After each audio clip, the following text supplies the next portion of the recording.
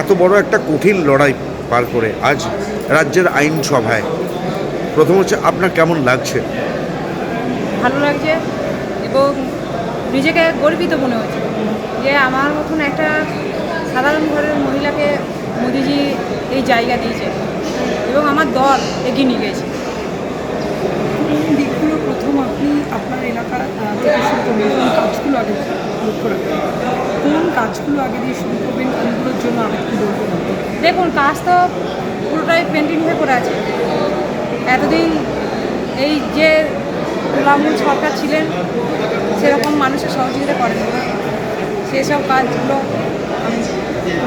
কোন কোন কাজ করবেন? পুষ্করা হসপিটাল, ফায়ার ব্রিগেড, রাস্তাঘাট, পানীয় জল, নারীদের সুরক্ষা এবং স্কুল কলেজ। সে কি শপথ গ্রহণের জন্য? হ্যাঁ, বলুন, শপথ গ্রহণের জন্য এসেছি এখানে। কীরকম লাগছে? ভালো লাগছে। মূলত এবার আপনি বিধানসভায় দায়িত্ব পেয়েছেন, এমএলএ হয়েছেন, কীরকম লাগছে? এটা কখনো আশা করেছিলেন যে এমএলএর পদে লড়বেন এবং জিতবেন? না না, আশা করিনি। হ্যাঁ কিন্তু ভগবানের দান বলে না। হ্যাঁ। আপনি কি অনেক দিন ধরেই বিজেপিটা করেন? হ্যাঁ, কতদিন ধরে? 2014 থেকে। এর আগে কি কাজ করতেন, কি পেশার সঙ্গে ছিলেন? আমি একটা সাধারণ ঘরের বউ। হ্যাঁ, একটু আপনার কথা শুনি, একটু ছোট করে বলুন না। শুনবেন, আমার কাজ আছে। একটু ছোট করে বলুন না, ছোট করে পরে বলুন। কাজ আছে। হ্যাঁ, একটু ছোট। না না, কাজ আছে, এখন লেখা লিখে আসুন। আচ্ছা আচ্ছা, একটু একটু বলে চলে যান। রেডি হয়নি আমার। আচ্ছা, একটু বলে চলে যান, একটুখানি ছোট করে। কি বলুন?